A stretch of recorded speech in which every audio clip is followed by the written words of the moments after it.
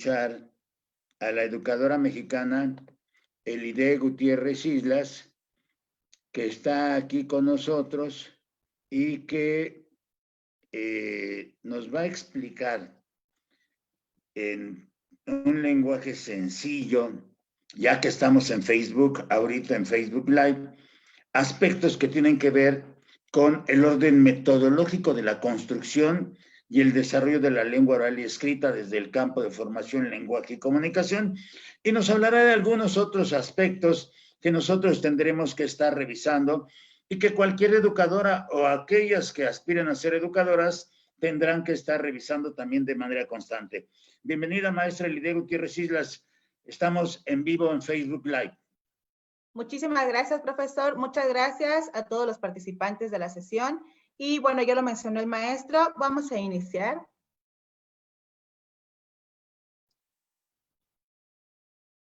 La sesión del día de hoy va a ser acerca del desarrollo de la lengua oral y escrita en educación preescolar. Los propósitos de esta sesión van a ser, para comenzar, diferenciar entre lengua, lenguaje y comunicación y abordar conceptos clave respecto al desarrollo de la lengua oral escrita, así como reflexionar contenidos del campo de formación académica de lenguaje y comunicación, analizar el enfoque pedagógico del campo de formación y una breve comparación entre el PEP 2011 y los aprendizajes clave. Como primer punto, me interesa saber ustedes, ¿qué conocen y qué saben acerca de qué es lengua? ¿Qué es lengua? ¿Alguien que nos quiera compartir, por favor, qué es lengua?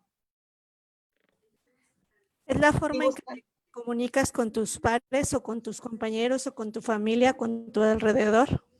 Ok, muy bien, gracias, maestra Lourdes. ¿Alguien más nos puede compartir qué es lengua? Pueden utilizar el chat si quieren dejar algún comentario, que no quieran externarlo de manera oral, pueden escribirlo. Muy bien, vamos a comenzar por ese primer concepto. Lengua es el sistema de comunicación verbal propio de una comunidad y cuenta con escritura generalmente. Como lo dijo la maestra, justamente es la manera en cómo desde un inicio nos comunicamos con nuestros cuidadores, con nuestros padres, con nuestra familia. ¿Qué es lenguaje? ¿Qué es el lenguaje?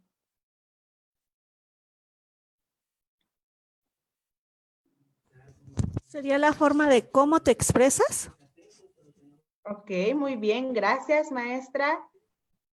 El lenguaje es la facultad del ser humano de expresarse y comunicarse con los demás. Expresión oral, así es. Nuestro campo de formación dentro de la educación preescolar se llama lenguaje y comunicación.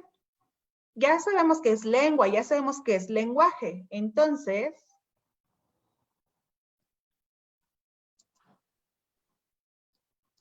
¿qué es la comunicación?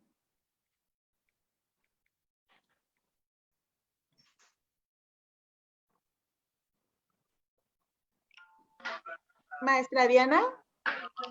La interacción entre ambas, ¿no? Entre el lenguaje y la lengua. Ok, muy bien. ¿Qué es la comunicación? ¿Alguien más? Transmitir las ideas por medio del lenguaje y la lengua, como decía Diana, poner en juego estas dos partes para poder comunicarnos con los demás. Así es, muy bien. La maestra Maribel dice, es la interacción entre dos personas. La comunicación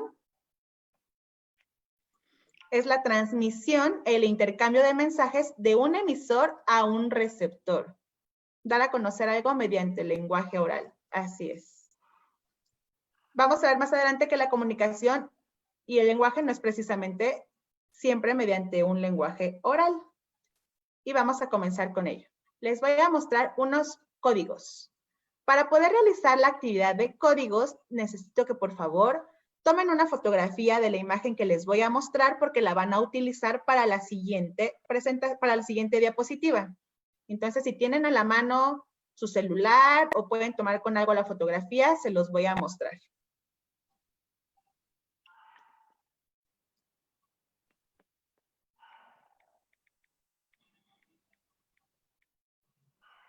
Este es un código propio. Aquí se ve un poco pequeño.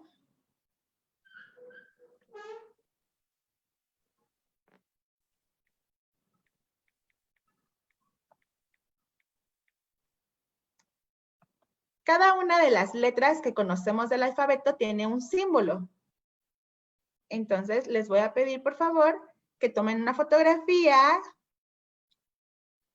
o una captura de pantalla, algo que les permita descifrar lo que dice la siguiente diapositiva. ¿Todos tienen su fotografía? ¿Sí? Asientan con la cabeza, muévanme su dedito, algo que me haga saber que lo tienen, muy bien.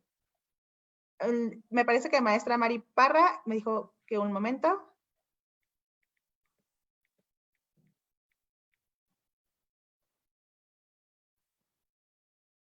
Ok. Muy bien, entonces ya lo tenemos, ya todos conocemos este mismo código. Entonces, como cuando hacemos una actividad en el aula, voy a presentarles una diapositiva que tiene un mensaje. Si alguien lo logra descifrar la palabra completa, puede utilizar las herramientas de la aplicación para escribir lo que dice, es decir, para traducir el mensaje que yo les voy a presentar.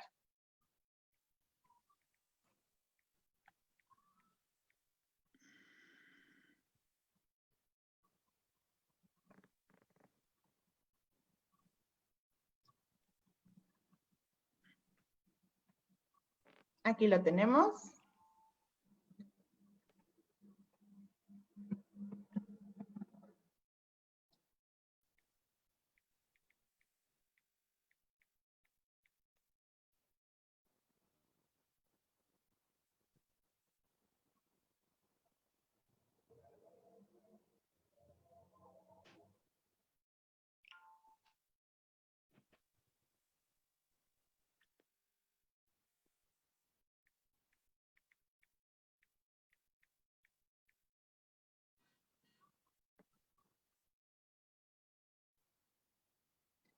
Muy bien, vamos a ver si alguno de los participantes logra identificar cuál es el mensaje que está oculto y que se traduce con el código que les presenté hace un momento.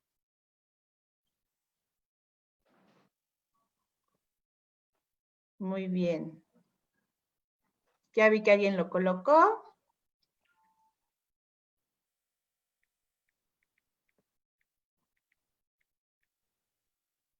Entonces, lo que dice aquí es bienvenidos. Utilizamos distintos códigos, distintos elementos para poder presentar un mensaje. Si yo les presento en primer momento un mensaje así, ninguno de ustedes hubiera podido darse cuenta de qué decía si no les presento un código que les permita traducir lo que yo les estoy presentando. Es lo mismo que sucede cuando trabajamos con los niños. Por ello es importante, en primer momento, conocer cuáles son las partes del desarrollo del lenguaje, es decir, las etapas evolutivas del desarrollo del lenguaje.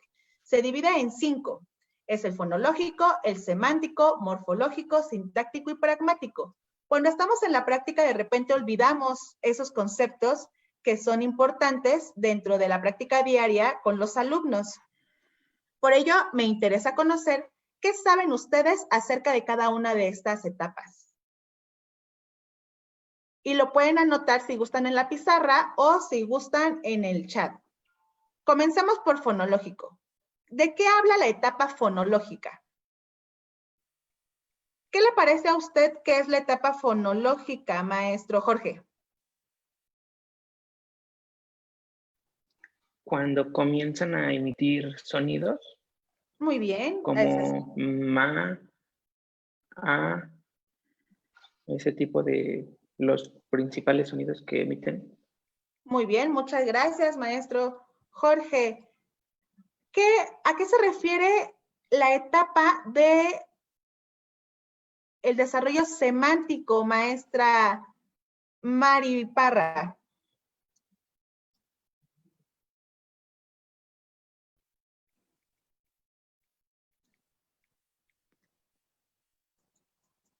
Maestra Mari.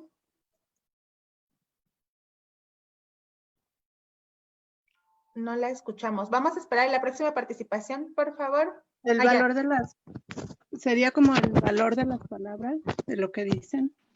Ok, muy bien. Gracias. Maestra Daniela, ¿qué cree usted que es el desarrollo de la etapa evolutiva del desarrollo morfológico?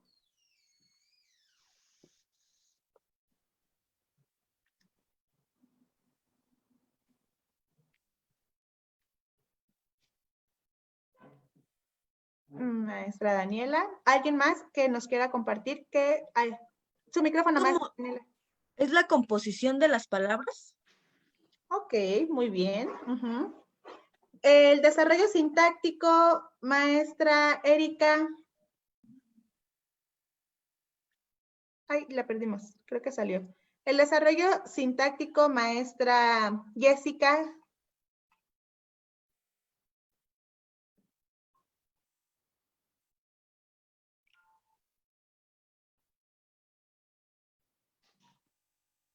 Maestra Karen, si gusta compartirnos para usted qué es el desarrollo sintáctico.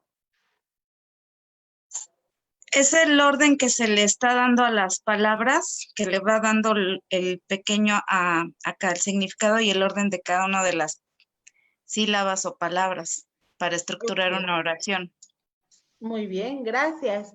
Y entonces, la etapa final del desarrollo pragmático, ¿a qué nos referimos?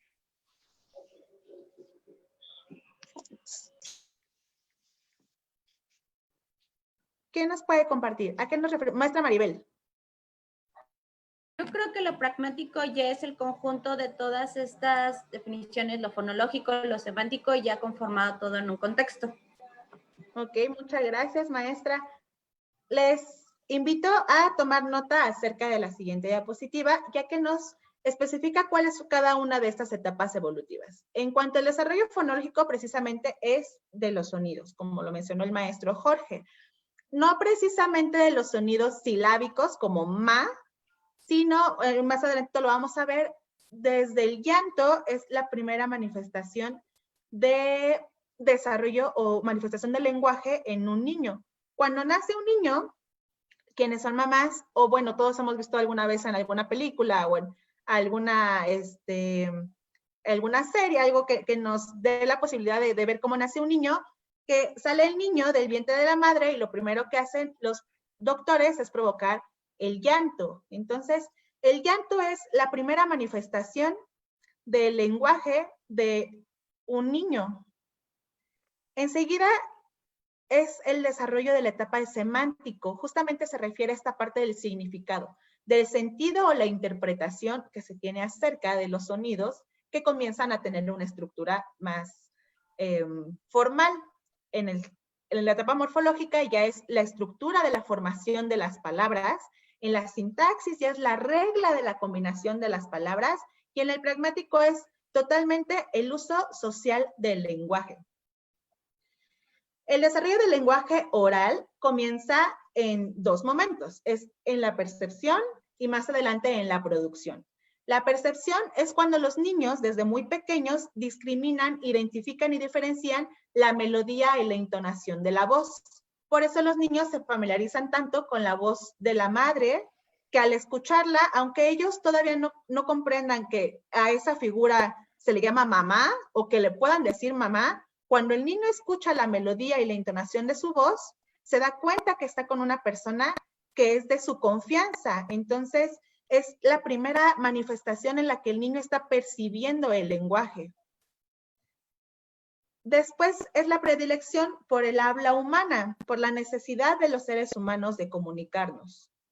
Los niños empiezan, esta es la parte de percibir. Yo solamente, como en este momento ustedes están percibiendo lo que yo les estoy diciendo. Cuando el niño, además, produce el lenguaje oral desde los primeros momentos, empieza con el llanto, que es lo que hablábamos hace un momento, con el gorjeo, que son los sonidos guturales. con los balbuceos, cuando los niños aún no dicen ma o pa, sino empiezan a emitir sonidos que aún no cobran un sentido. Y las protopalabras. En la etapa fonológica se presentan distintas etapas. La primera de ellas es la simplificación. Es decir, que a una figura, o por ejemplo a la mamá, se llama mamá, pero el niño comienza a decir ma.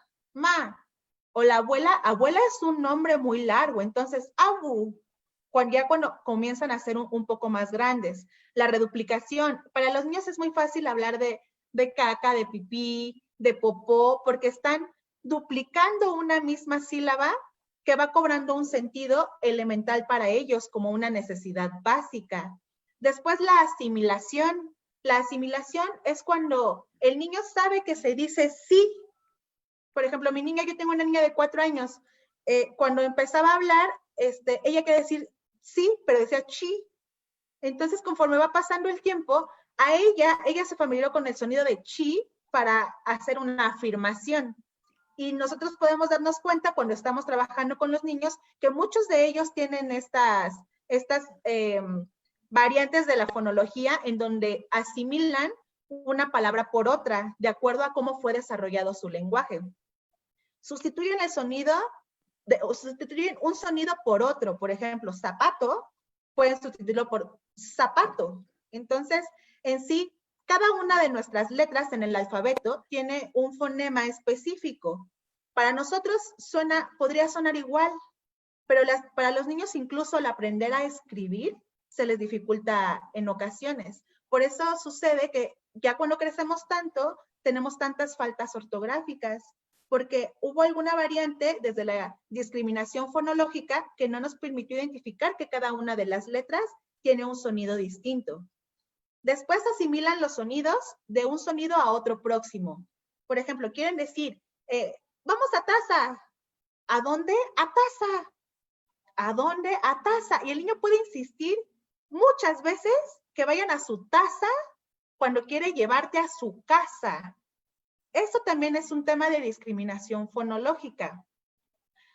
Después, cuando van adquiriendo mayor vocabulario, simplifican la estructura de la sílaba. Es decir, que si quiero decir calor, como se me dificulta terminar con una consonante que es vibrante y que es complicada, digo calo, hace calo, tengo calo. O ya esto es como más adelantado, mi niña, por ejemplo, tiene un peluche que se llama tlacuache. Entonces, tlacuache es una palabra complicada y le dice cuache, toma cuache, cuache, porque van como quitando las sílabas que no les son necesarias para simplificar el lenguaje y entonces poder darse a entender. Después continuamos con el avance morfofonológico, que es donde cada uno de los fonemas va adquiriendo una forma para poder ser presentado dentro del lenguaje social y formal. Es decir, para que los demás podamos entenderlos. A los 5 años ya tenemos una estructura metafonológica en donde ya cada uno de los fonemas son parte de la estructura de una palabra y me puedo dar a entender sin ningún problema. Que claro que en todo momento hay distintas variantes que pueden permitir o imposibilitar que esto suceda como se espera. Además de que hay que tener muy claro que el desarrollo del niño es un proceso individual. Más adelante lo vamos a recordar. En el aspecto semántico, los niños empiezan a adquirir, a desarrollar el uso de las palabras a través de contextos rutinarios, lo que les mencionaba hace un momento. Si para mí es una necesidad básica el ir al baño a hacer pipí, entonces seguramente voy a poder aprender esa palabra porque me es necesaria. O si necesito tomar leche, voy a entonces a empezar a unir los fonemas y poder decir leche para que se cumpla sus necesidades y que se forme parte del contexto rutinario. Además, van adquiriendo la semántica mediante la formación de campos semánticos. Es decir, que los niños identifican una situación que les es familiar o les es interesante y lo aprenden. A mí me tocó en algunas prácticas en educación preescolar, en CENDI, en donde un niño estaba muy familiarizado con los dinosaurios. Entonces me decía, ¿cuál es tu dinosaurio favorito? Y yo decía, el tiranosaurio, ¿no? Es como el más común. Pero el niño está tan familiarizado con ese campo, con esa categoría, que puede conocer nombres incluso muy complicados porque para él le es interesante y le es funcional. Y además, el contar con adjetivos dimensionales de chico, grande, pequeño, corto, largo, que le permitan al niño darse a entender. El morfológico y sintáctico, se habla en algún momento de la morfosintaxis. Al principio los niños no distinguen entre femenino y masculino. Una vez en una práctica les enseñaba una lámina donde había distintos animales. Y los niños me decían, estábamos intentando identificar a cada uno de los animales. Y había un gallo. Entonces yo le dije, ¿este animal cuál es? Me dijo, es un gallino. Y pues a las maestras que estábamos ahí les causó gracia que el niño dijera que era un gallino. Entonces así en diferentes animales, los niños, cuando se trata de diferencias de ese tipo, por ejemplo, el caballo y la yegua es caballa y caballo. Aquí gallina y gallino. Donde hace falta como diferenciar, para ellos no hay ningún problema si es un cambio de nombre o más bien de nombre de acuerdo a si son macho o hembra. Cuando ocurre en casa con mamá o papá, al principio los niños se refieren a ellos como él o como ella o como mamá, pa, pero no tienen una identificación propia de que papá es un hombre y entonces es él, mamá es una mujer y entonces es ella. Eso se adquiere más adelante, así como tampoco tienen diferencia entre lo plural y lo singular. Las primeras combinaciones las realizan en la sintaxis con quién, cómo y qué. ¿A quién le voy a pedir qué cosa y para qué lo quiero? En muchas ocasiones, dentro de educación preescolar, nos damos cuenta que a los niños se les facilita las cosas cuando solamente dicen, y la mamá sabe que es el jugo. Entonces dice, sí, y se lo da. Y eso dificulta mucho el paso incluso a educación inicial, a preescolar, o ya estando en educación preescolar, cuando algunos niños llegan, por ejemplo, ya a tercero y nunca han estado escolarizados, suceden estas cosas en donde la semántica de las oraciones debería estar un poco más desarrollada, pero en la escuela, en la casa muchas veces se detiene o se imposibilita, y en la escuela a veces repetimos esos patrones. O entre compañeras, decimos, pásame el S, el S que está arriba de la ESA. Entonces, es común que nosotros nos podamos entender como adultos, pero al trabajar con los niños es muy importante que debemos tener claro el que cada una de las cosas tiene su nombre, cada uno de los objetos tiene su nombre, y que para poder pedirlo hay una forma de realizar una oración para que sea entendible y que pueda tener una respuesta esperada. Entonces eso nos lleva a que al estar con los niños no sea suficiente el que le pidamos algo como pásame el S, refiriéndose a un balón, por ejemplo, sino a cada cosa darle su nombre, a cada objeto darle su nombre para que tenga un mensaje claro y los niños entonces lo vayan aprendiendo. Van a formar después oraciones simples y después oraciones cada vez más complejas. Ya en tercera de preescolar se pretende que los niños identifiquen ya el dominio de la selección del modo, el uso de las oraciones y adquieran un control en la corrección gramatical. No quiere decir que los niños salgan siendo escritores, sino que logren utilizar el lenguaje para poder darse a entender y escuchar a los demás. En el aspecto pragmático, los niños comienzan con holofrases, que es lo que les comentaba hace un momento. Si el niño en su cabecita está pensando, tengo hambre, quiero leche, pásame la mamá, por favor, es un niño pequeño y va a decir leche. Y la mamá va a interpretar para un niño de su edad que leche quiere decir todo eso. Mamá, tengo hambre, dame de comer, por favor. Todo eso es leche.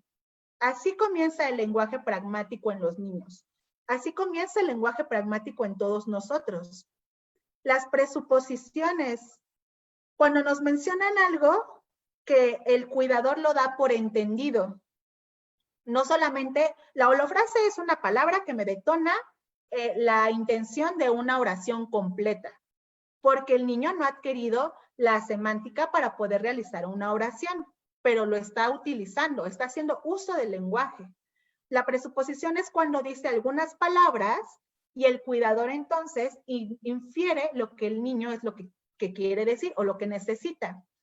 Después sigue la edad de los por qué. Es una necesidad social de comunicarse, no solamente de escuchar, sino de ser escuchado y establecer una comunicación en dos vías. Cuando van pasando por la calle, ¿por qué está el árbol? Ah, pues porque ahí lo sembraron. ¿Y por qué? Pues porque ahí es importante tener árboles en la ciudad. ¿Y por qué? Y constantemente se va haciendo una cadena de ¿y por qué? ¿Y por qué? ¿Y por qué? Incluso en el salón nos pasa. Eso es algo muy común que sucede en las familias y es también muy común que sucede en las escuelas. Y habla de la necesidad que tiene el niño por ser escuchado. En algunas ocasiones, cuando los niños constantemente preguntan un por qué y me empiezo a quedar sin respuestas, la respuesta que les digo es, ¿y tú por qué crees? Y generalmente funciona hasta que dan una respuesta y se quedan pensando en su propia respuesta y vuelven a preguntar por qué. Entonces es como un círculo que no se acaba, pero es una manera de permitirle a los niños el conocer el mundo e involucrarse en la comunicación. Después continúa la conversación con los adultos. Hay un momento de la vida de los niños y del desarrollo del lenguaje en donde los adultos los podemos entender, pero es difícil que otro niño lo entienda, porque los adultos realizamos esta parte de las suposiciones en donde creemos entender lo que el niño nos quiere decir, pero entre niños no pasa, porque su desarrollo del lenguaje no ha madurado de tal manera que entre ellos tengan como un código de niños, o sea, no hay un lenguaje de bebés o no hay un lenguaje de niños, es un lenguaje en general que los adultos interpretamos de distinta manera. Entonces, el primer momento del desarrollo pragmático es cuando el niño puede comunicarse con los adultos y después cuando el niño puede adaptarse a la conversación con otro niño. O incluso, yo he visto en tercero de preescolar, cuando un niño de tercero le habla diferente a un niño de primero que a un niño de su mismo grado. Y habla de la adaptación que tiene el propio niño en el lenguaje para poder darse a entender con un niño más pequeño, que no ha desarrollado las mismas habilidades o las mismas etapas que él ya tiene. Y posteriormente entramos a la conversación social que realizamos en cualquier lugar, con la familia, al hablar por teléfono, al encontrarnos con alguien, en donde pregunto algo y se me responde con coherencia y es congruente con lo que yo estoy preguntando. Realizamos una conversación en dos vías que es coherente y que se comprende. Es una conversación social. Recordando que todo, incluso en las rendiciones de cuentas, mencionarle a los papás que el desarrollo es un proceso individual y que se tiene que respetar.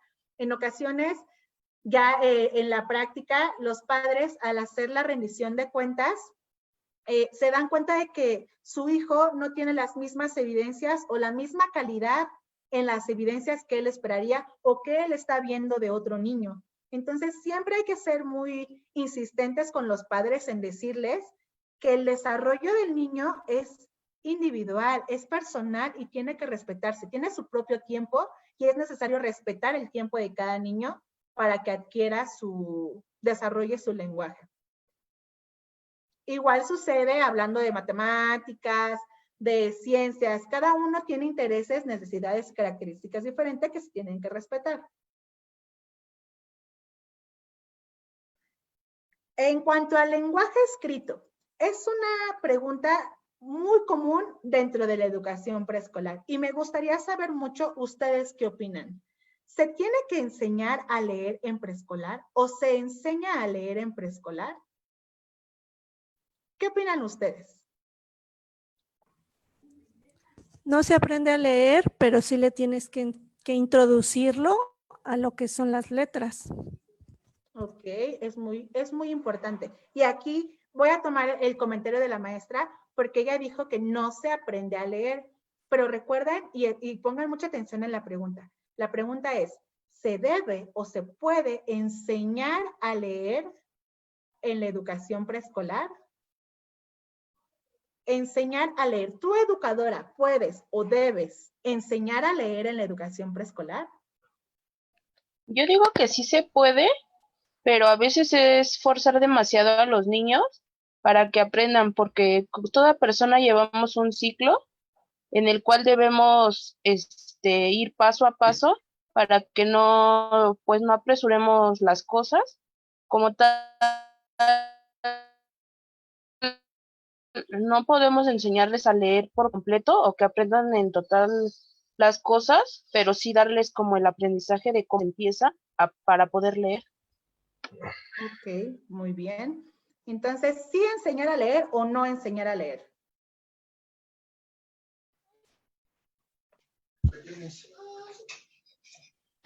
Yo digo que no. A ver, no veo. Maestra Mari Parra, ¿está hablando usted? No fui yo, pero sí, yo también opino que no se debería. Ok, muy bien. No enseñar a leer en preescolar. Ok. Maestra Karen. Me parece que el fundamento de preescolar es darles las bases o las herramientas para poder llegar a un proceso de lectoescritura. Como acabas de mencionar hace unos minutos, cada niño tiene procesos individual.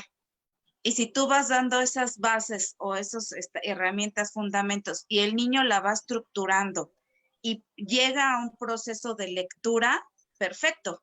Pero si no, pues ya tú le estás dando todas estas bases para que en primaria todo este bagaje de herramientas y de bases que le diste, las empieza a estructurar y en diciembre ese pequeño ya está leyendo en primero de primaria, ¿no? Porque lleva todo este fundamento que tú le estuviste dando y ofreciendo para poder llegar a este proceso.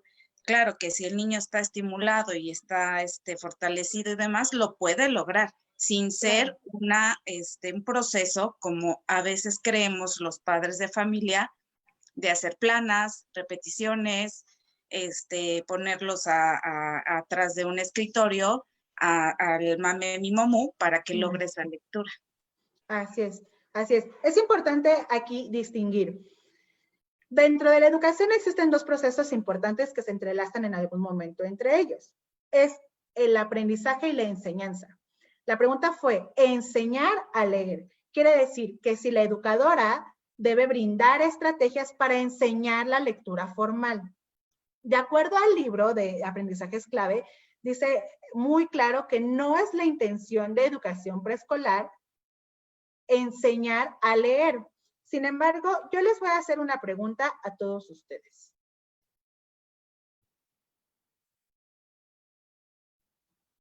Bueno, voy a primero leer unos comentarios que tenemos en el chat. Dice la maestra Maribel, sí podemos enseñar a leer y esto también depende de características de nuestro grupo. La maestra Jessica, no es obligatorio en preescolar, pero sí es muy importante que por lo menos reconozcan su nombre y eso les ayuda a tener una identidad. Así es. Entonces, yo les voy a preguntar. ¿Quién de ustedes sabe manejar? Levanten su manita. ¿Quién de ustedes sabe manejar? La maestra Lourdes, Maribel, Tere, Jorge. ¿Ok? ¿Y los que no saben manejar, saben andar en bici? ¿Sí?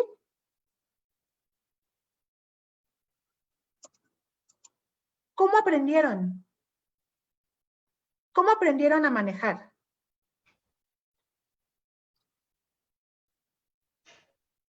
Bueno, en mi caso fue por una necesidad y por curiosidad.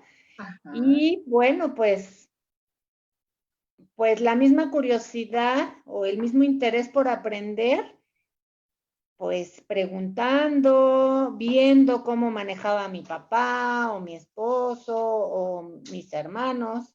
Y ya posteriormente, pues como dice uno, ¿no? Aventarnos al ruedo. Así es, así es. ¿Cómo aprendieron a manejar los demás o a andar en bici? Se aprende por necesidad, Porque quieres Practicando. hacerlo, ¿no? Así es, porque quieres hacerlo, maestro Jorge. Practicando. Practicando, exacto. Ese es elemental. A todos los que aprendieron a manejar y a los que aprendieron a andar en bici, ¿hubieran aprendido sin tener un carro? ¿O andar en bici? ¿Hubieras aprendido a andar en bici sin tener una bici? No hay manera.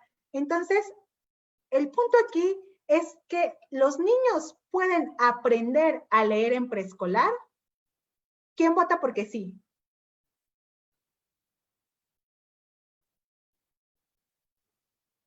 Así es. Los niños pueden aprender a leer en preescolar. Que no sea una intención del programa no quiere decir que estén limitados a poder aprender a hacerlo. No es mi intención educadora que el niño, como hace rato les decía, salga siendo un escritor, pero sí es mi obligación dotar el aula de ambientes alfabetizadores que le permitan al niño adquirir, desarrollar la lectura e interesarse por ella. Entonces, es como el carro. Si yo quiero aprender a manejar, yo tengo la necesidad de manejar, no voy a poder aprender a manejar si no tengo un carro. Es una necesidad importante de todos los seres humanos el comunicarnos. Como los niños, no sé si alguna vez han visto la película de un niño que vive en la selva. Maestra Eri, ¿puede ayudar a apagar su micrófono, por favor? Un niño que vive en la selva y que lo encuentran, no recuerdo si es un niño o una niña, que vive en la selva y que le encuentran, y cuando le encuentran no habla. Tiene el lenguaje limitado, solamente utiliza sonidos, no tiene un lenguaje desarrollado. En los niños con los que compartimos cada uno de los días en el aula, tienen a su alrededor a mamá, papá, abuelito, como sea que vivan en su entorno, pero hay gente a su alrededor. Entonces es una necesidad el poder comunicarse de manera oral. Después los niños se van dando cuenta, en medida que se les facilite y se les presenten los ambientes, de que también hay letras que se pueden leer. Y les surge la necesidad de entonces adquirir, desarrollar el lenguaje escrito. Pero no lo voy a poder desarrollar si no tengo las herramientas en mi ambiente que me permitan poder familiarizarme con él. Entonces, sí, no necesariamente se enseña a leer en preescolar, pero sí muy posiblemente se aprende a leer en preescolar. El lenguaje escrito, mencionaba Emilia Ferreiro, 2001, que es una pregunta mal infundada, porque ese es el tema.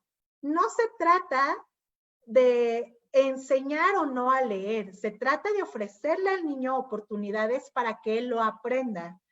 Después, Bello y Holsworth decían que se aprende a leer escribiendo, a escribir leyendo. Se aprende a leer y escribir hablando y también escuchando. Es decir, que las prácticas sociales del lenguaje se aprenden poniéndolas en juego. Además de tener un uso social de los textos, que quiere decir, justo hace ratito mencionaba una de las maestras, que muchos padres interpretan que la manera de enseñar a escribir a un niño es realizando las planas, cuando no es la intención. El lenguaje escrito se desarrolla casi de la misma manera que el lenguaje oral. Es decir, cuando tú tienes un bebé, o en la educación inicial o en educación preescolar, te encuentras con un niño que no habla, no lo pones a hacer muchas repeticiones de me, mi, para que aprenda a hablarlo. Es decir, si yo quiero que el niño aprenda a decir papá, no me la paso una semana trabajando la carretilla de la P o trabajando cada día el sonido de la P para que el niño aprenda a decir papá. El niño lo aprende por necesidad, porque nos escucha, porque nos observa. Las que somos mamás recordaremos cuando el bebé está muy pequeño que empieza a balbucear, insistimos constantemente en decirle, mamá, yo soy tu mamá. Entonces el niño se familiariza tanto con la posición de los labios, con el sonido, que entonces va desarrollando la identificación fonológica y además ya la posibilidad de poderlo utilizar como una palabra formal. Incluso quienes han trabajado el inicio de la escritura en preescolar o más adelante, por ejemplo, en educación particular, en escuelas particulares que tienen libros más formales, donde sí se espera de alguna manera que los niños adquieran un nivel de escritura de acuerdo a su edad. Los niños, las primeras consonantes que aprenden son la M y la P, porque están mucho más familiarizados con ellas que con el resto de las vocales, de las consonantes, perdón. Posteriormente hablamos de la familiarización con los materiales impresos. Esto es todo lo que nos rodea que se puede escribir. Los recados, los anuncios, las cartas. A los niños les interesa mucho el realizar cartas porque ellos identifican en medida que nosotros se los mostremos que las cartas es una manera de poder decirle a alguien algo y que no se le olvide. Porque si nosotros utilizamos la carta como en una situación didáctica, realizo una carta y la comparto y después, una semana o un tiempo determinado después, la leo, el niño se da cuenta que sus palabras permanecen. Entonces, eso cuando los niños se dan cuenta es como, sí, sí es cierto, eso es lo que yo le dije hace unos días. Y ese es un uso real del lenguaje. El poder motivar a los niños e interesarlos en que utilicen las herramientas sociales para la vida cotidiana. Algunas, si ustedes han realizado prácticas en jardines de niños, es común el trabajar con el nombre propio. En una de mis primeras prácticas, yo trabajaba con ellos el nombre propio y realicé unos rompecabezas del nombre. Entonces, había un niño que se llamaba Luis y un niño que se llama Alejandro. Entonces estaban todas las piezas revueltas y tanto Luis como Alejandro tomaron las piezas y los unieron y dijeron, todos ya habían colocado su nombre escrito correctamente. Y ellos dos, maestra, ya está hecho. Le digo, ok. Y voy a ver los nombres y uno de ellos decía Aleís y el otro Lujandro. Entonces les dije, no, vamos a ver, este no es su nombre. Entonces Alejandro decía, sí, aquí empieza Ale. Le digo, sí, pero dice Aleís. Y Luis igual estaba muy insistente, es que mi nombre empieza con Lu, y aquí dice Lu. Y yo, sí, pero aquí dice Lujandro. Entonces, fue una situación bastante curiosa que con el tiempo fui reflexionando, les comento, era parte de mis primeras prácticas. Y es importante que cuando trabajamos con el nombre propio, no solamente esperemos que los niños aprendan a escribir su nombre. Hace rato alguna maestra lo comentó. El nombre les da identidad. Entonces, incluso en varias propuestas del uso del nombre como iniciadora a la lengua escrita, se sugiere que a los niños se les hable sobre la importancia que tiene su nombre en la sociedad y como parte de su identidad. Es decir, presentar el nombre escrito correctamente en un tamaño adecuado y mencionarle. ¿Qué dice aquí? Por ejemplo, mi nombre, el ID. ¿Y qué es el ID o quién es el ID? Yo, claro, tú eres el ID, es tu nombre. Entonces, llevar más allá la importancia de que solamente escriban para que signifique algo de manera personal y que más allá tan importante como la identidad del nombre propio. Entonces, a lo mejor en ese entonces a mí las estrategias que tomé no fueron adecuadas ni suficientes porque yo me concentraba en que el niño supiera que ese era su nombre escrito, que Luis supiera que ahí decía Luis y que Alejandro supiera que ahí decía Alejandro. Pero estaba tan mal estructurada la situación que ni siquiera por longitud del nombre podían los niños identificar que Luis es así y que Alejandro era así. Entonces, hay muchos pasos antes de llegar a esperar que la escritura de su nombre se convierta en el detonador para que los niños logren escribir lo que ellos quieren. Hay que comenzar despertando el interés desde el inicio, mostrándoles su nombre, realizando esta parte de la toma de identidad y entonces una vez que sea así, tomarlo como un buen motivo para poder empezar a escribir o incluso a leer, puede ser leer los nombres de algunos otros compañeros.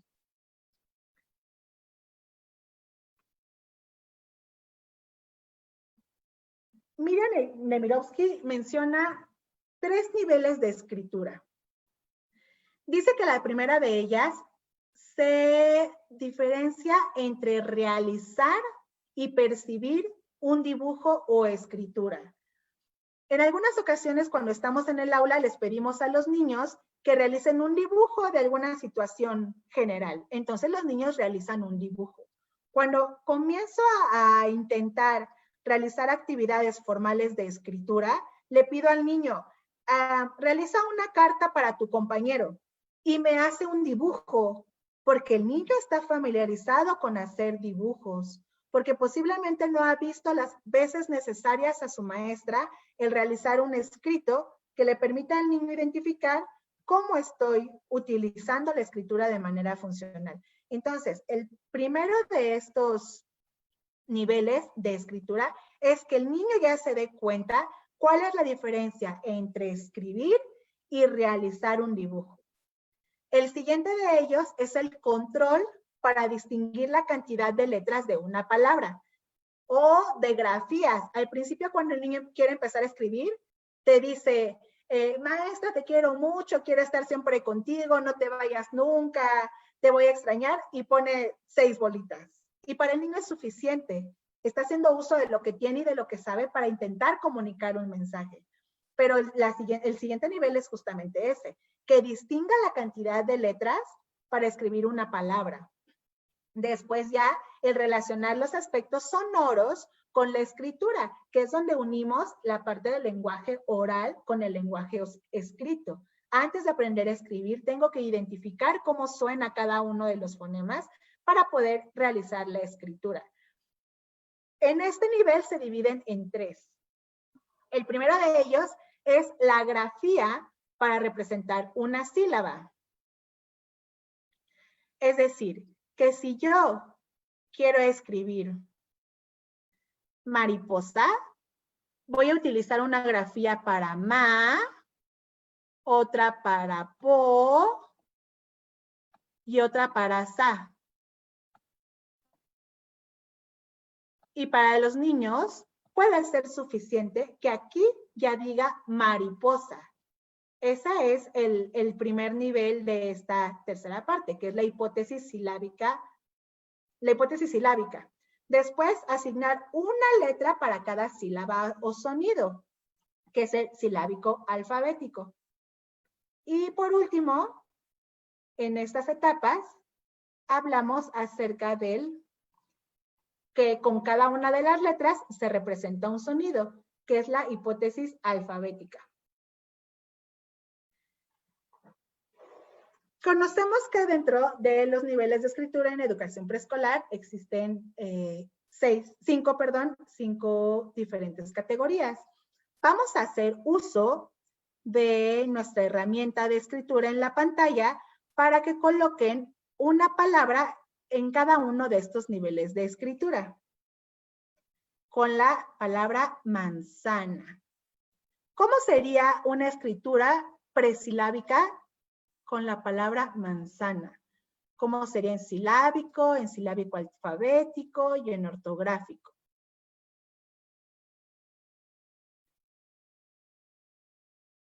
Puedes utilizar las herramientas con las que cuentas para poder escribir cómo sería la escritura de cada una de estas palabras, de cada uno de estos niveles, con la palabra manzana. Un niño quiere escribir manzana. ¿Cómo lo escribe en el nivel presilábico? ¿Cómo lo escribe en el nivel silábico?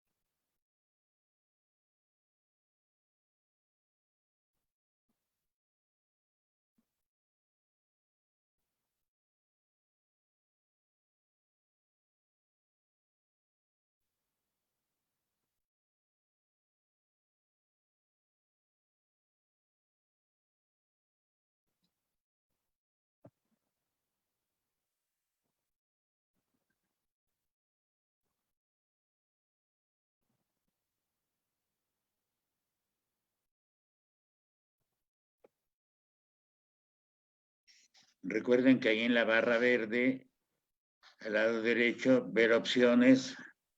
Ahí están las opciones para utilizar la pizarra.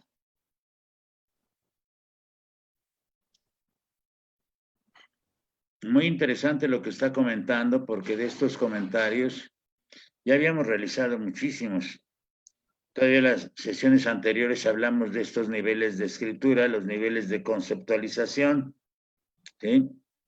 Que inclusive estuvieron marcados desde los 80s en el proyecto de PALE, ¿sí? El proyecto para el aprendizaje de la lectoescritura, que se difundió nacionalmente, porque inclusive aunque el grupo de experiencia se llama Monterrey, pero no tiene nada que ver con los empresarios, sino es un grupo donde se generó todo este proceso, ¿sí? Hay un grupo que se desprende de Margarita Gómez Palacio, y está Emilia Ferreiro, por ejemplo, también ahí, y desde ahí empiezan a generar para México, en el caso mexicano, los niveles de conceptualización. Había unas tarjetas de color rosa, eran utilizadas en la escuela primaria, pero ese tarjetero, el tarjetero, es una maravilla para los 80s, porque en los 80s nosotros estamos con el método global de análisis estructural en la educación primaria. Y el método global de análisis estructural empezaba en la idea con la manzana roja, ¿sí? Desprendido de aquel libro de Juanito y Rosita de los años 30, donde la que era roja era la sandía. Entonces, como hasta metodológicamente y en términos de métodos, se van haciendo diferentes aplicaciones, porque cuando la manzana es roja, algunas de ustedes se aprendieron a leer ya no con la manzana roja, sino con Paco el Chato. Cuando la maestra Elide aprendió a leer y a escribir con Paco el Chato, sí, porque en 2004, de acuerdo a lo que históricamente representa el trabajo de la educadora, en 2004 termina su secundaria. Quiere decir que 6 años atrás, 9 años atrás, 2001, en 95, empezó a estudiar su primaria, ¿sí? Los que empezaron a estudiar la primaria en 93 aprendieron con Paco el Chato. Y las formas de aprender a leer y a escribir. Inclusive ya desde entonces, desde el programa de educación preescolar 1992, se está hablando de los ambientes alfabetizadores. Inclusive desde el libro, desde el programa de los 3 libros, donde el primer libro es la planificación general del programa, se empieza a hablar de los ambientes alfabetizadores, y todo el concepto del ambiente alfabetizador fue colocado a partir, con mucha más fuerza, a partir del PEP 92, cuando surge el método de proyectos. Y recuerdo que la educadora tiraba ahí sobre su pared el papel craft, donde dividía imaginariamente su papel craft en 3 partes, donde hacía su ejercicio de planeación, porque el proyecto surgía por una necesidad de los niños, y la educadora podía trabajar inclusive proyectos emergentes, o sea, proyectos que se tenían que trabajar, o pequeños proyectos donde trabajaba 3 días en un pequeño proyecto, porque inclusive un proyecto se podía llevar hasta 15 días, y la educadora hacía su trabajo de planeación con base en el programa de educación preescolar 92 inicialmente, porque además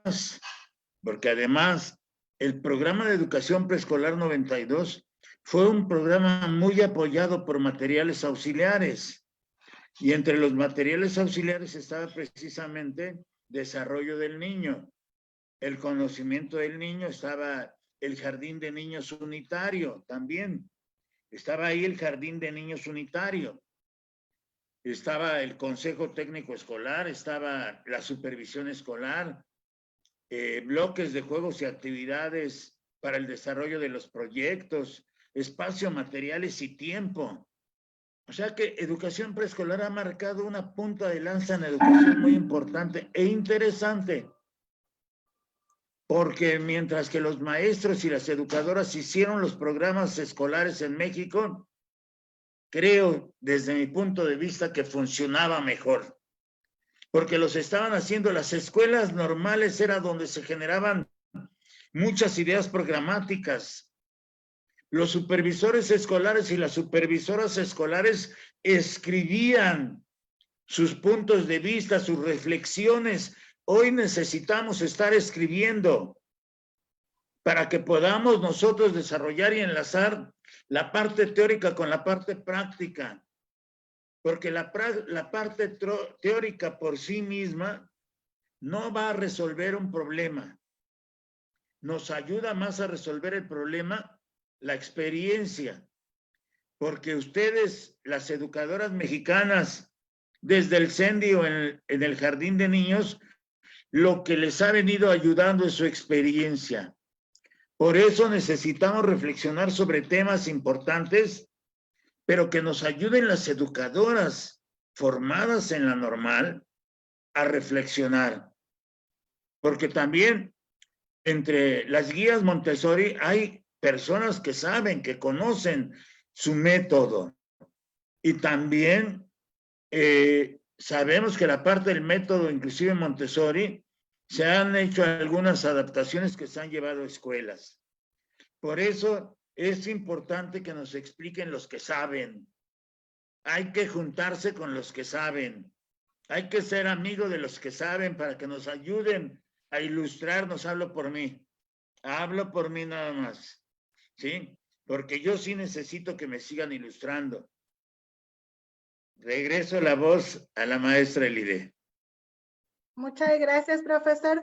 Tomamos ya en cuenta cada una de sus aportaciones y vamos a concluir esta parte de los niveles de escritura en uno solo. Entonces, en presilábico aún los niños no han desarrollado la noción de la escritura. Por lo tanto, si yo le digo a un niño que se encuentra en nivel de escritura presilábico que escriba manzana, seguramente va a hacer esto. Manzana. Para él eso va a ser manzana. Cuando me encuentro en el nivel silábico, los niños ya asignan una letra por cada una de las sílabas de la palabra. Entonces, posiblemente, como es manzana, van a escribir manzana. En silábico alfabético, los niños van a identificar que ya no solamente existe cada una de las letras por sílaba, sino que cada una de las letras que contiene la palabra forma un fonema y que al unirse forman distintas sílabas que forman una palabra al final. Entonces, como los niños identifican cómo se dice o cómo se escribe mamá, posiblemente escriban man, sa, na. Porque además también identifica que termina con un sonido que seguramente es la A. En el alfabético, entonces, los niños identifican que cada una de las letras que contiene la palabra tiene un sonido. Entonces, van a escribir lo que ellos escuchan. Man. Les prometo que en persona no tengo esta letra. Manzana. Y al final, ya en la parte ortográfica, los niños asignan un fonema real a cada una de las palabras que componen, a cada una de las letras que componen la palabra. Entonces, en el nivel ortográfico, los niños ya escriben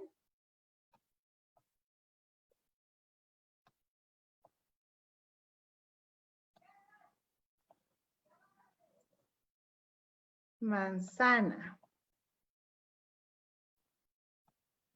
En el caso de palabras que tengan, por ejemplo, lápiz, que termina con Z, lo escriben correctamente. En palabras que contengan un acento o alguna situación propiamente ortográfica, es el último nivel de escritura que se adquiere al desarrollar, más bien se desarrolla relación al lenguaje escrito, y que desde el alfabético muchos de los adultos no hemos logrado como consolidar de alguna manera. Si a mí me suena manzana igual que manzana, me da igual si lo escribo con S o con Z. Por eso tantas faltas ortográficas que nos puede ayudar a corregir si yo constantemente leo, investigo, me familiarizo con textos que me permitan realizar esta diferenciación entre cada uno de los fonemas de las consonantes. Entonces, si gustan tomar nota de esto para continuar con la siguiente. Toda esta es la escritura, los niveles de escritura con la misma palabra, manzana.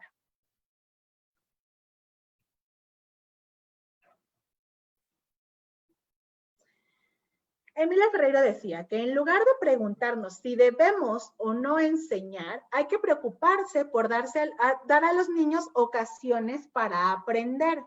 Entonces, la lengua escrita es mucho más que un conjunto de formas gráficas y es un modo de existencia de la lengua, un objeto social y parte de nuestro patrimonio cultural. En cuanto al campo de formación académica, menciona que la enseñanza del lenguaje se tiene que dirigir en 3 direcciones. En la producción contextualizada del lenguaje, que es la interacción oral, escritura y la escritura de textos guiada. El aprendizaje en diferentes modalidades, cuando yo leo, cuando estudio o interpreto textos. El análisis y la reflexión sobre la producción lingüística.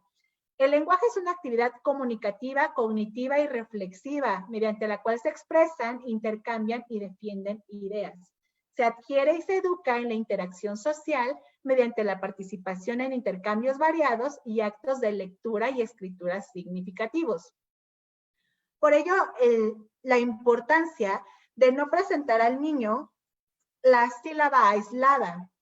Si yo le presento al niño una serie de carretillas, por ejemplo, ma, me, mi, mo, mu, no dice nada. Sí dice ma, sí dice me, dice mi, mo y mu, pero al final no dice nada concreto. Hay algunas tarjetas de un método que se llama método Filadelfia, que viene la imagen y el texto, que incluso en mi escuela particular utilizan en la clase de inglés con las flashcards, y viene la imagen y viene el texto. Entonces los niños ya después, cuando ven la palabra, saben qué dice, interpretan qué dice, porque se familiarizan con la imagen y con la escritura del texto. Al presentarle la escritura a los niños es importante que no sea de manera aislada, que no sea presentarle una serie de sílabas para que se aprenda y entonces pueda continuar a la siguiente consonante, por ejemplo, sino que en todo momento se utilice de manera formal y que sea significativo para el alumno.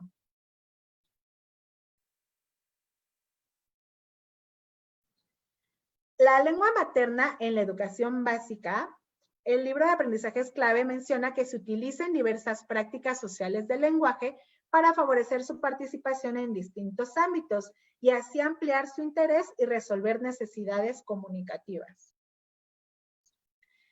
En el libro de aprendizajes clave también incluye los propósitos en el nivel preescolar, que son solamente 2. Adquirir confianza para expresarse y desarrollar interés y gusto por la lectura. Parece poco y parece sencillo, pero si tú te encuentras con un niño en un aula en donde tienes que mostrarle la confianza para que él pueda expresarse, es una situación bastante complicada, sobre todo si se encuentran en un aula con el que cuentan con muchos niños. Entonces, podría parecer un propósito sencillo, pero me parece es la base del desarrollo de la lengua oral y escrita, el poder brindarle al niño la confianza para que él se exprese libremente y además desarrollar interés y gusto por la lectura.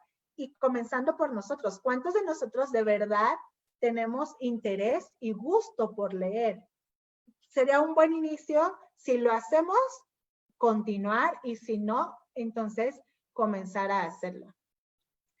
En nuestro campo de formación con el programa vigente menciona menciona el enfoque pedagógico del campo de formación y habla de que es importante que los niños logren expresar sus ideas cada vez más completas. Y esto la educadora lo va a favorecer cuando no solamente, digamos que se conforma con lo que el niño le responde en primera instancia, sino que indaga más acerca de lo que quiere conocer, acerca de lo que pidió. Que logren estructurar enunciados cada vez más largos y mejores articulados. Esto no quiere decir que hable demasiado o que diga muchas palabras, sino que los enunciados sean formados de manera social que pueda ser comprendible. Que el lenguaje, perdón, ahí tuve una falta, dice el lenguaje se relaciona con el desarrollo emocional y cognitivo totalmente. Porque al momento en el que yo quiero desarrollar en el niño la confianza para poder comunicarse con los otros, estoy trabajando con su educación emocional. En la parte, desde el momento en el que defiendes tu punto de vista, lo compartes con los demás, escuchas, tienes una escucha activa y atenta, y eso forma parte también del desarrollo cognitivo. La aproximación de los niños a la lectura a partir de la exploración y producción de textos, así como de la escritura. Es muy recomendable desde el libro de aprendizajes clave que la educadora forme textos colectivos con los niños. Es decir, vamos entre todos a construir un cuento. ¿Cómo se va a llamar nuestro cuento?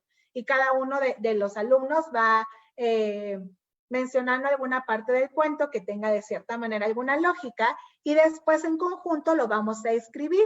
El niño ahí es donde empieza a notar las primeras reglas dentro de la escritura, como que se escribe de izquierda a derecha, que se escribe de arriba hacia abajo, que se termina con punto, que la escritura formal lleva comas, porque al momento de hablar hacemos algunas pausas para que sea comprensible, y eso solamente lo va a identificar el niño cuando vea que se está haciendo.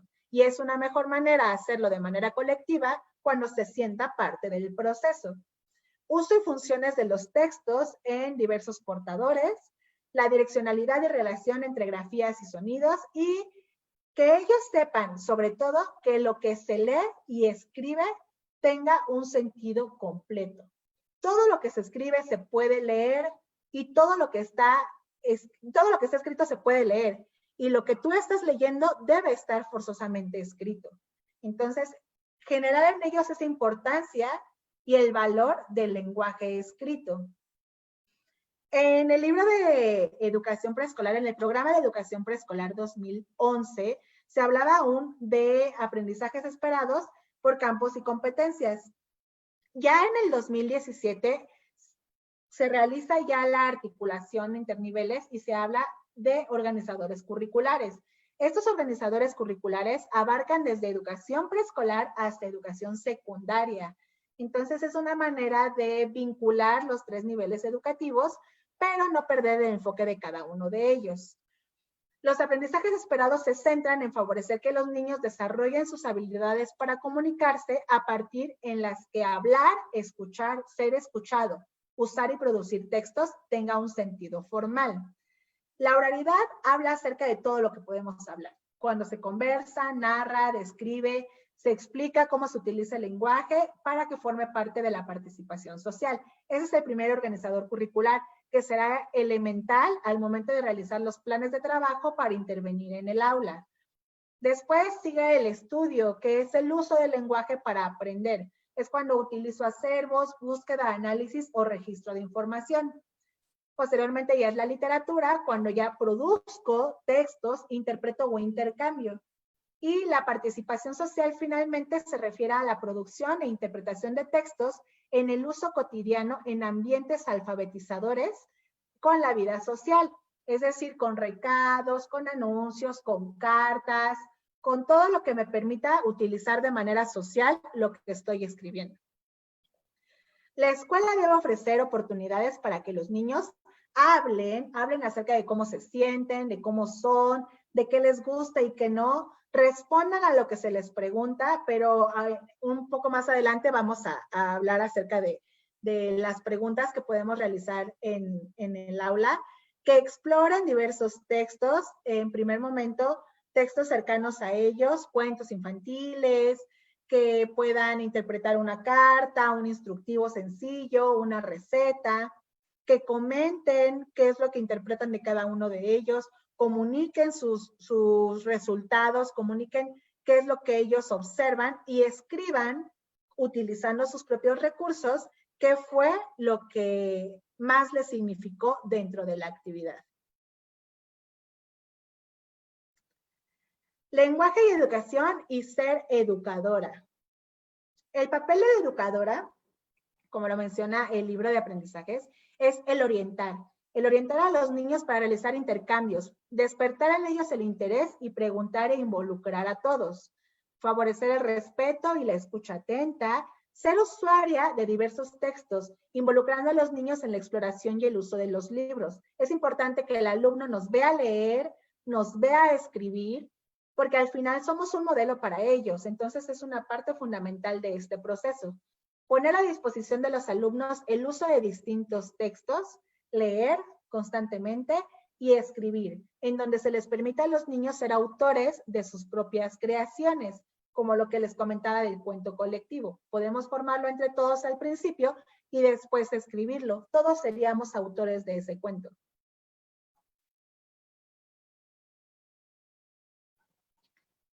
¿Dónde aprenden los niños a hablar? ¿Dónde creen que aprenden los niños a hablar? ¿Y dónde comienza el lenguaje?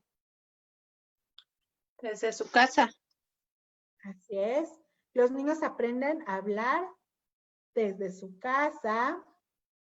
Casa, también la maestra Erika. Los niños aprenden a hablar. Desde su entorno. Así es. Y los primeros acercamientos que tiene el niño es en su casa y en su escuela. No quiere decir que siempre esos ambientes sean favorables para el desarrollo del niño. Pero es elemental el conocer e identificar que la casa, estar en casa, es una de las principales maneras en las que el niño puede y aprende a hablar, porque tiene muchos beneficios. Aprender en casa, al estar en casa, los niños están dentro de un gran abanico de habilidades, de actividades diversas. Comen, se bañan, ven televisión, platican a la hora de la comida o después. Tienen la oportunidad de hacer intercambio constante de las situaciones cotidianas. Habla con los cuidadores acerca de sus experiencias con el mundo, lo que mencionábamos hace rato del por qué, y por qué, y por qué. Con los cuidadores cercanos tiene mayor confianza y entonces puede indagar más acerca de cómo cree que funcione el mundo.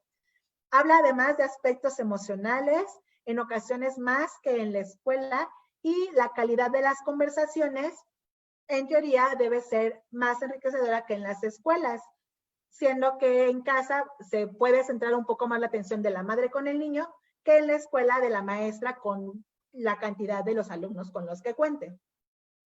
En la escuela las actividades diseñadas generalmente son para un conjunto. Generalmente. Hace rato hablábamos de las diferencias de cada uno del desarrollo de los niños. Entonces, cuando nosotros realizamos nuestro plan de trabajo de alguna situación didáctica, lo realizamos en miras de la diversidad, pero del conjunto. A menos de que tengamos una situación especial que requiera un ajuste razonable, entonces aplicamos una estrategia diferente. Pero siempre realizamos las estrategias en general, para que los niños aprendan de manera general lo que yo intento enseñar. Después vienen las pseudo preguntas. Ahorita les explico esa falla que tenemos al intervenir con el lenguaje en cuanto a las pseudo preguntas. La intención en ocasiones es poco clara para desarrollar actividades relacionadas con lenguaje. Otro factor que puede influir es la cantidad de los niños en el aula y el uso de materiales con los que se cuenta dentro de ella. Es importante identificar cuál es la diferencia entre decir y significar. Imagina que tú trabajas en una zapatería. Entonces, vamos a utilizar igual la herramienta de dibujar para que tú me digas, si tú trabajas en una zapatería y yo llego y te digo, ¿me puedes dar unas zapatillas rojas?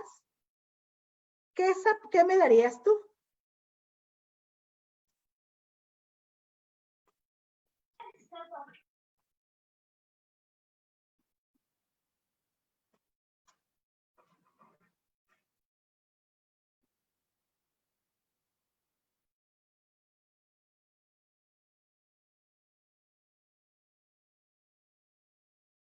Así es.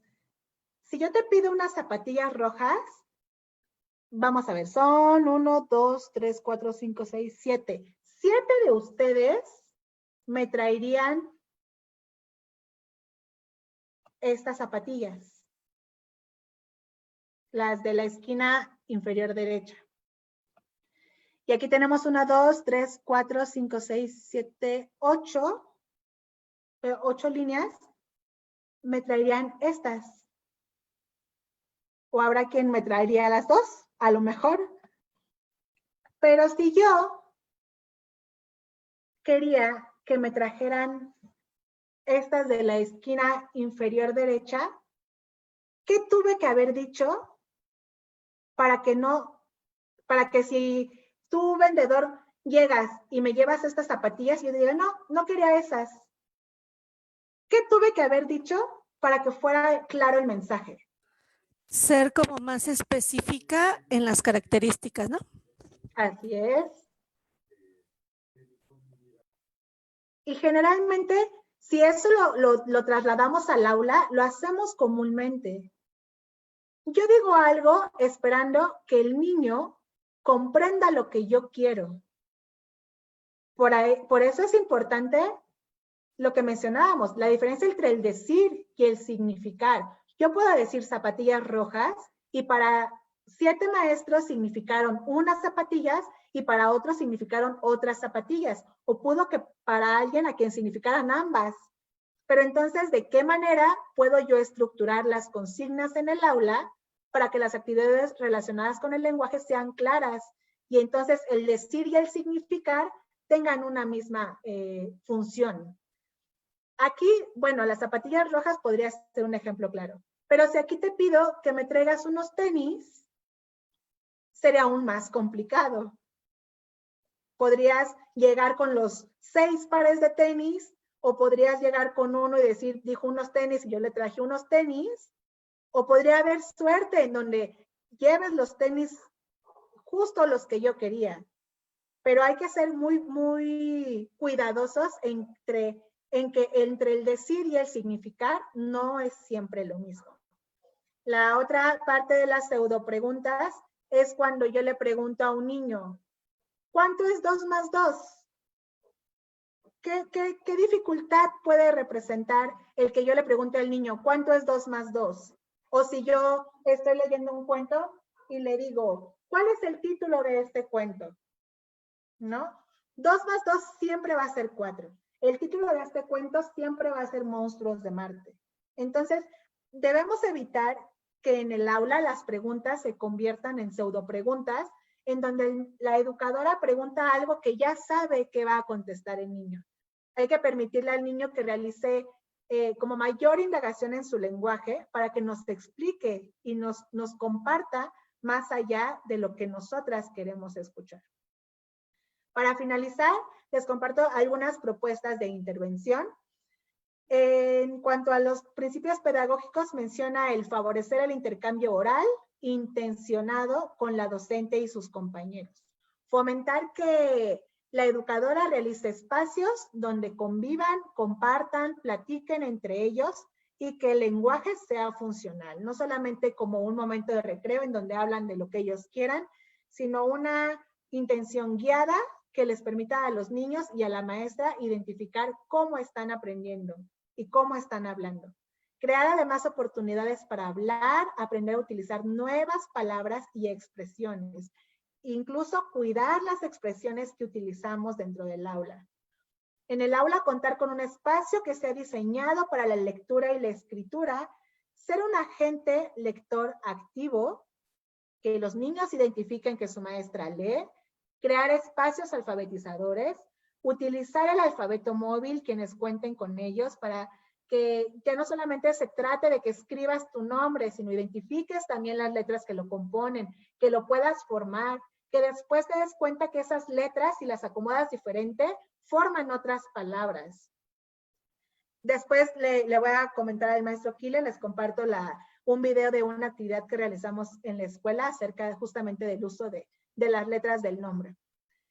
Utilizar cuentos con imágenes en donde a los niños se les permita cambiar una y otra vez el contenido de la historia, siempre de manera congruente, y la participación colectiva en construcción de textos de interés general. Y maestras, eso hasta el momento sería todo. Si alguna de ustedes tiene alguna duda, tiene alguna pregunta. ¿Nos podrías compartir tu presentación? Sí, claro que sí. Claro que sí, se la hago llegar al maestro para que Gracias. la comparta. Gracias. De nada.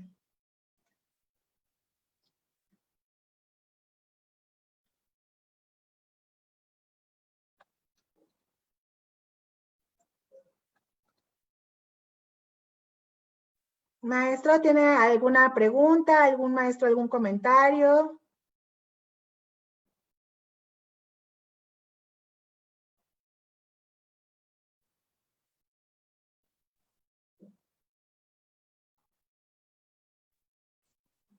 Toda esta presentación que nos diste fue muy interesante. Mencionabas